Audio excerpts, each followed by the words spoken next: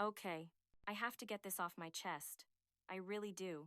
Because honestly, everyone in my life is acting like I'm the crazy one here, and I'm starting to lose my mind. My name is Chloe. I'm 29. And my entire marriage, my entire 7-year world, just exploded. All because I asked for a little bit of basic human decency. And apparently, that makes me some kind of monster. My husband, well, now my ex-husband Nathan, is 31. We were married for 3 years, together for 7 total. And I genuinely, truly thought we had this incredible relationship. This epic love story. Until about a year ago, when everything went completely sideways. Let me start from the beginning, so you can understand what I'm dealing with here. Nathan is a project manager for a big construction firm. He builds things. Solid, tangible things. I'm an admissions counselor at a private university. I deal in hopes and anxieties, in the fragile dreams of 18-year-olds and their even more fragile parents. We weren't rich, but we were doing okay. We owned our little house with the blue door. Both had reliable cars. The whole suburban dream thing. On paper, Nathan is exactly what every woman says she wants. He's faithful, responsible, pays his bills on time. He doesn't gamble or drink too much. He comes home every single night. Sounds perfect, right? But here's what nobody tells you about the perfect husband. Sometimes, perfect can drive you absolutely, certifiably insane in ways you never, ever saw coming. When Nathan and I first got together, I was head over heels for how attentive he was. He was a force of nature, constantly touching me. His hand was always on the small of my back, on my arm, on my leg. He was always telling me how beautiful I was, how sexy. Every time I walked past him in the kitchen, he'd grab my butt or pull me in for a deep, unexpected kiss. He'd whisper dirty things in my ear while I was trying to chop onions for dinner, making me laugh and blush. He made me feel like I was the hottest woman alive, just for existing. At first, this was incredible. My friends were all jealous. Their boyfriends barely noticed when they got a haircut, let alone what they were wearing. And here was Nathan, acting like I was a supermodel just for wearing an old t-shirt and yoga pants. He'd get turned on just from hugging me goodbye in the morning. He'd make comments about my body constantly. How good I looked in that dress, how much he wanted me, how he couldn't keep his hands off me. It was intoxicating. It was flattering. It made me feel so desired, so wanted. But somewhere around year 4, or maybe 5, it started getting exhausting. Like really, really exhausting. I couldn't do anything without Nathan making it sexual somehow. I couldn't give him a simple hug without feeling him get hard against me. I couldn't bend over to pick something up off the floor without him making some comment about the view. I couldn't even be sick with the flu, wrapped in a blanket and shivering on the couch, without him still finding ways to slide his hand up my thigh. It was like he couldn't see me as anything other than a walking, talking sex object. A collection of parts for his enjoyment. My sister, Olivia, just laughed when I tried to talk to her about it. "Oh, Chloe, you're so lucky," she'd say, rolling her eyes. "Try being married to a man who'd rather watch golf than look at you." I'd kill for a husband who still found me that attractive after 7 years. She doesn't understand. She doesn't know what it's like to never have a single moment where you're just a person, not an object of desire. She doesn't know what it feels like to come home from a day of dealing with real, gut-wrenching human problems, only to be treated like a stress relief toy by the one person who's supposed to support you. My coworkers weren't any better. They'd complain their husbands barely looked at them anymore. But that's not the point. The point is, there's a line. A line between feeling desired and feeling objectified. And Nathan had crossed that line a long, long time ago. I started paying attention, watching how he interacted with other people versus how he interacted with me, with his friends, his colleagues, the cashier at the grocery store. He was thoughtful. He was engaging. He asked them questions, listened to their answers, had real conversations about actual topics. But with me, everything, somehow, circled back to my appearance or how much he wanted me physically. It was like he'd forgotten I had a brain, that I had opinions and feelings that weren't directly related to his sexual needs. I was his wife, but sometimes I felt like I was just his property. Chapter 2. The Breaking Point. The breaking point had been building for months, but the week it finally snapped was the worst week of my entire career. It was the final deadline for early admissions applications. Our online portal crashed. We lost hundreds of files. I was staying at the office until midnight every single night, manually recovering data, dealing with panicked deans and furious parents who had paid thousands for application consultants. I was running on caffeine and pure adrenaline. I was exhausted, overwhelmed, and honestly just trying to get through basic household tasks without having a complete and total breakdown. I was in our bedroom, sorting a mountain of Nathan's work shirts for the laundry. My back ached. My head was pounding. All I wanted was a hot shower and 10 hours of sleep. He came up behind me. I didn't even hear him enter the room. He wrapped his arms around my waist, pulling my back tight against his chest. He started kissing my neck. It might have been sweet, under any other circumstance, except I could immediately feel him getting hard against my back. And in that moment, something inside of me just snapped. Here I was, drowning, dealing with a genuine crisis at work, barely keeping my head above water. And his response, his only response, was to get turned on, to treat me like some kind of wind-up toy designed for his pleasure. He hadn't asked me how I was. He hadn't offered to help. He hadn't even acknowledged the black circles under my eyes. I turned around in his arms and looked him dead in the eye. "I am so sick of you constantly sexualizing me," I said. My voice was low and shaking. "It's honestly disgusting." Ever seen? The word hung in the air between us. Ugly. Final. Nathan stepped back like I'd physically slapped him. The shock on his face was real, but I couldn't stop. The dam had broken. "I can't even sort laundry without you getting turned on and pawing at me," I told him, my voice rising. "I am not just a body for you to grab whenever you feel like it. I am a person with real feelings and real problems, and all you can ever think about is sex." He tried to interrupt. "Chloe, I was just showing you affection. I can't help my physical reactions." "That's exactly the problem." I cut him off. "You can't help yourself. You can't see me as anything other than a sexual object.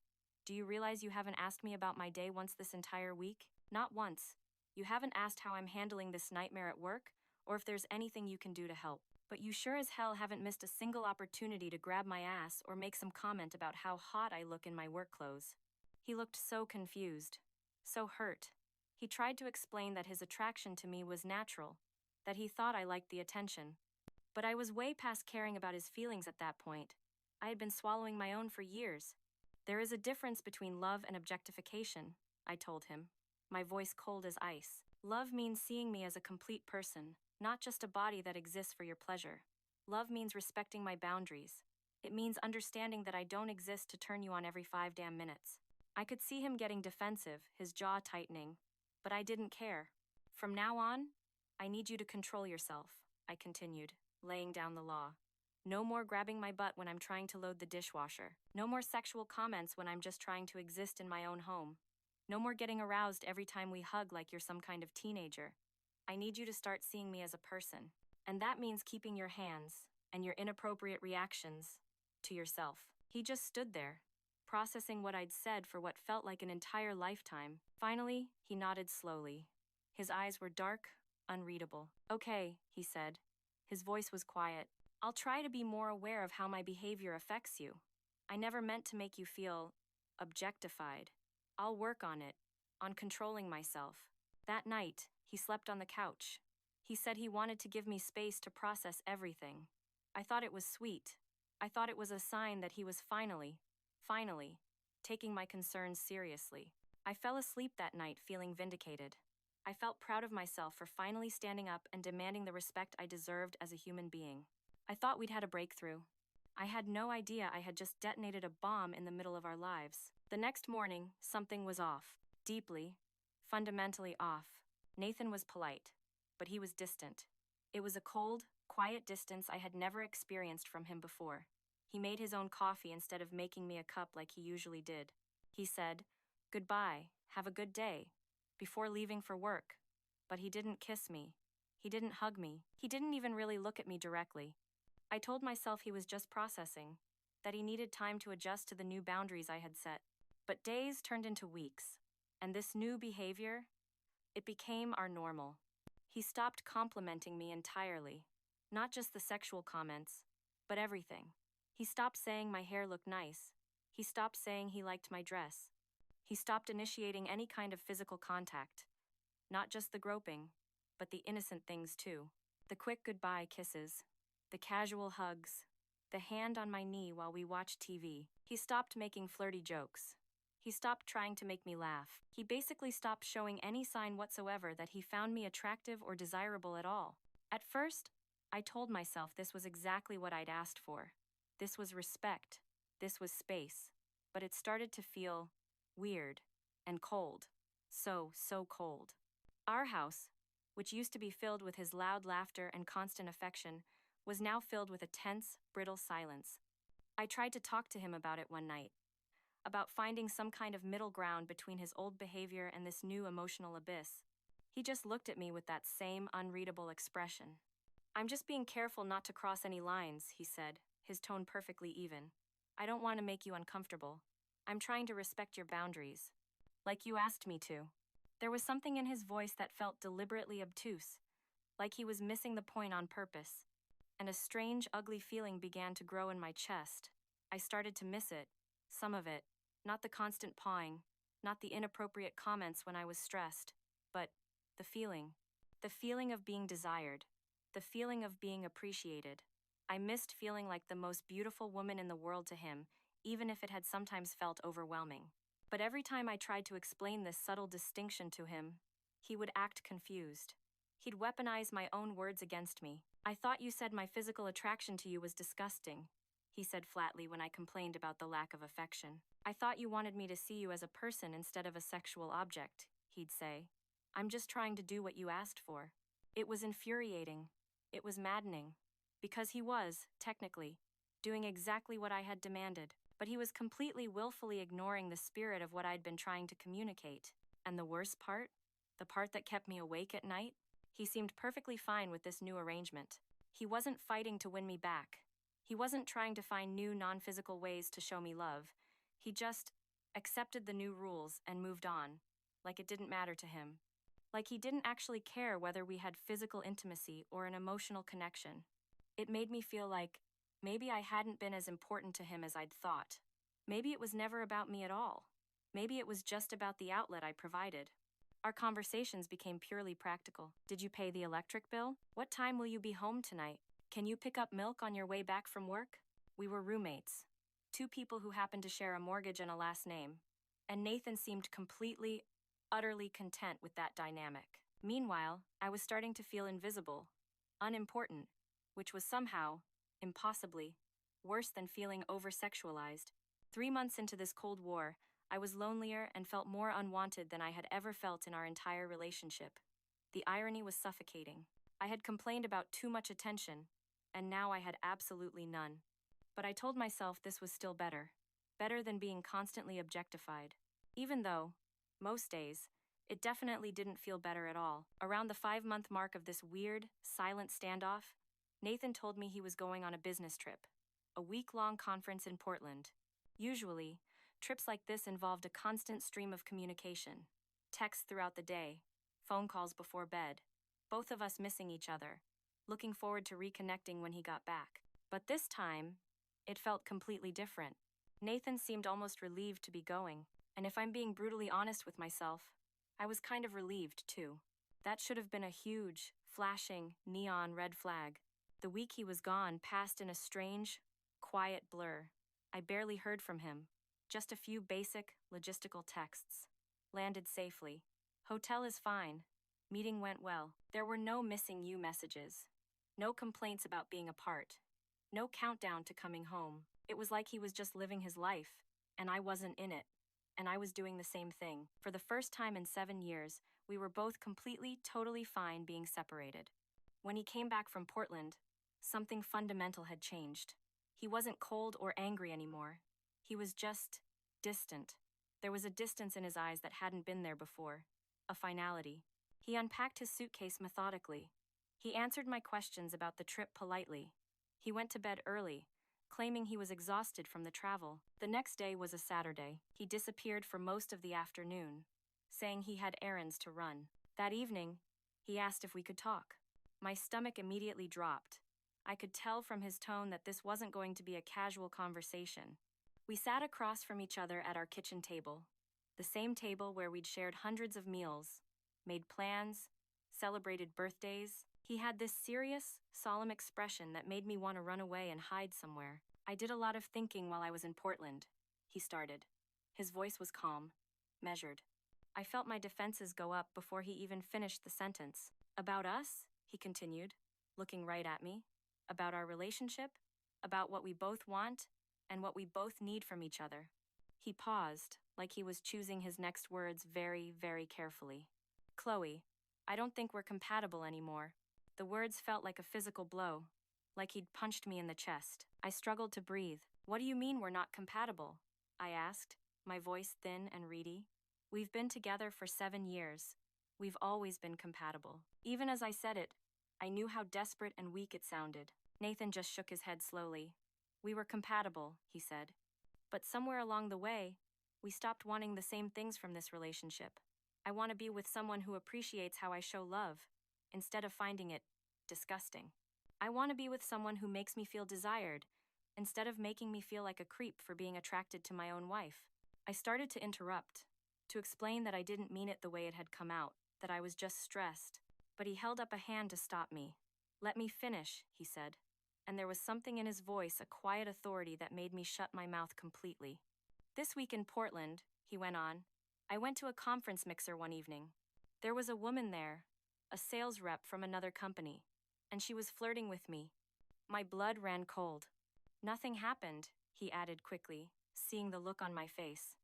I swear to you, nothing happened, but, for the first time in months, I felt like someone actually wanted me around. She laughed at my jokes.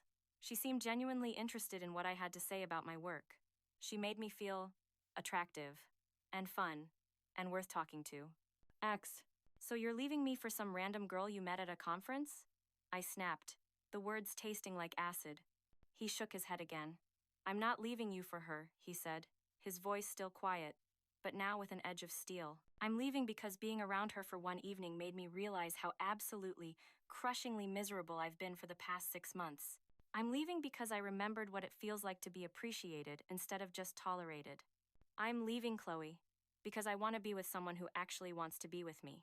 The ground was disappearing from under my feet.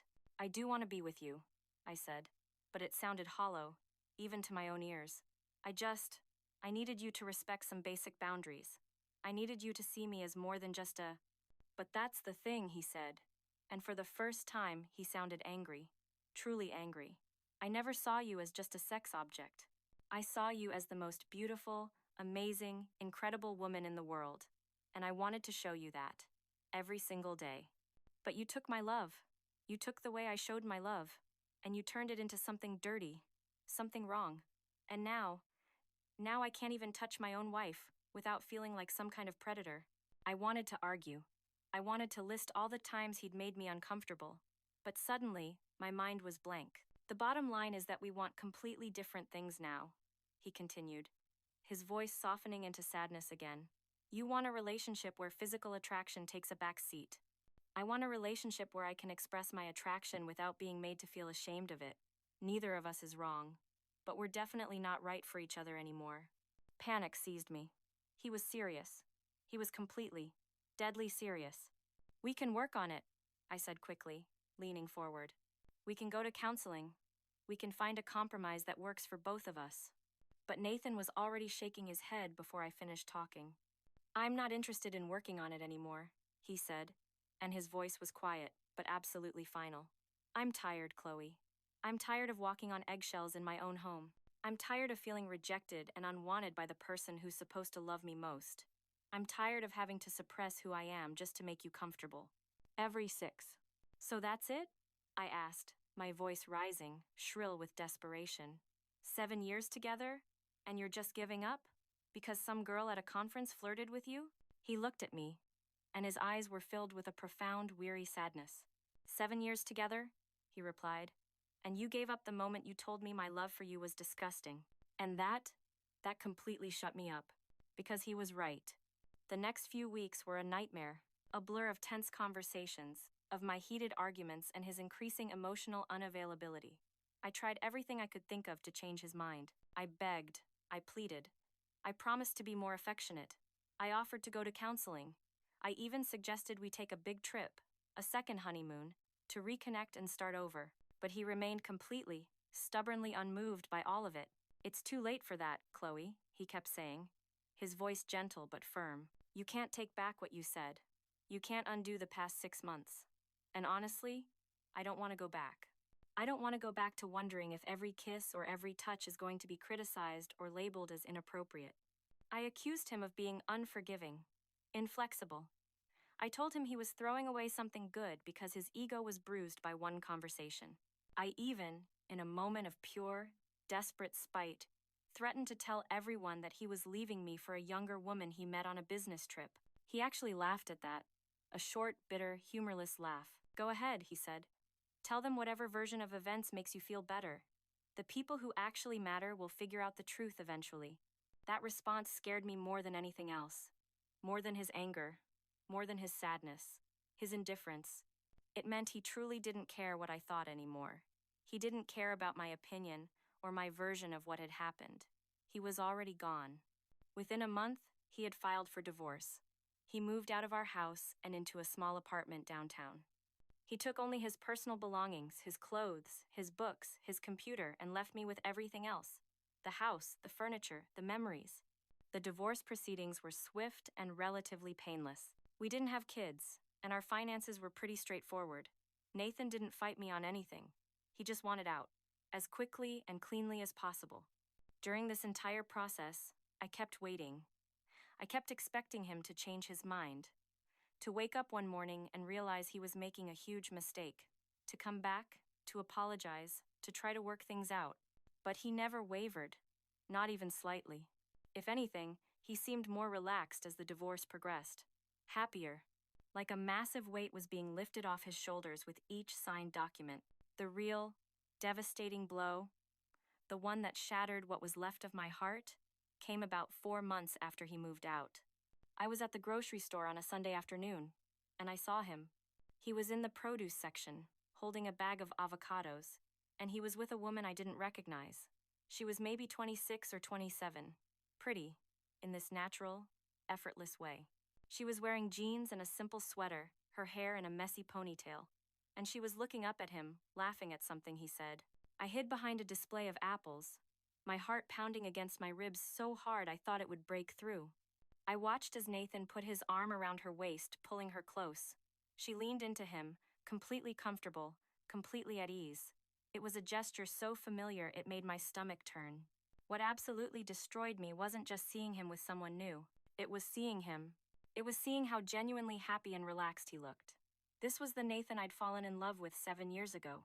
The one who was funny and charming and full of life.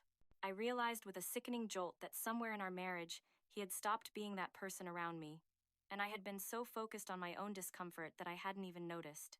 The woman he was with, she seemed to genuinely enjoy his attention, his affection. When he whispered something in her ear, she giggled and playfully pushed him away, but she didn't look annoyed. She didn't look uncomfortable. When he leaned down and kissed her forehead while they waited in the checkout line, she smiled. A real, brilliant smile, like it was the absolute best part of her day. I was watching Nathan be himself, with someone who appreciated him for it. Someone who wasn't constantly criticizing him, constantly pushing him away. I followed them out to the parking lot. I don't know why. I didn't have a plan. I just literally couldn't make myself stop watching. I saw him load the groceries into a car that wasn't his. He was clearly comfortable and settled in this new life he had built without me. The woman Amelia, I heard him call her, said something that made him laugh. A real, deep, belly laugh. The kind of laugh I hadn't heard from him in months, maybe even a year, before our separation. As they drove away together, laughing and talking, I just stood there in that parking lot, feeling like I'd been completely and utterly destroyed. He wasn't miserable without me. He wasn't regretting his decision. He wasn't missing our relationship even a little bit. He was absolutely thriving. He was living his best life, with someone who wanted the same things he did. And I was alone. Bitter. And finally starting to understand what I had actually lost. Now, a year later, I'm still single, and I'm still angry. I see updates on social media sometimes. A friend of a friend will share a photo. Nathan and Amelia, smiling on a beach. Nathan and Amelia, raising a glass of wine at a restaurant. Happy. Successful. Together. They went to Italy last month. A trip Nathan and I had talked about doing for years, but never managed to plan. She gets the version of Nathan that I helped create. The one who learned from the wreckage of our relationship. The one who is probably a better, more attentive partner because of it. Meanwhile, I'm stuck. I'm stuck explaining to potential dates why my marriage ended. I try to find someone who will understand that I wasn't being unreasonable, that I was just asking for boundaries, for basic respect. But every time I tell the story, I can see the confusion in their eyes. The same confusion I saw in my sister's face, in my friends' faces, when I tried to explain the situation. I know what Nathan is probably telling people. He's probably telling them that I was impossible to please, that nothing he did was ever good enough, that I made him feel unwanted and unappreciated in his own marriage. But that's not the complete story. He's conveniently leaving out the part where he objectified me, where he made me feel uncomfortable in my own home, day after day. He's forgetting that I asked for respect, and he chose to interpret that as total rejection. He's the one who took the all-or-nothing approach. He's the one who gave up. He got to walk away from our marriage and start fresh, taking with him all the hard-earned lessons I taught him about what women really want, what they really need from a relationship. He gave all of that to someone else. But I'm the one who's truly free now. That's what I tell myself. I'm free. Free from a relationship where I was constantly made to feel like an object. Free from someone who was supposed to love and protect me, but who only made me feel uncomfortable. That's what I keep telling myself, anyway. And most days, I almost believe it's true.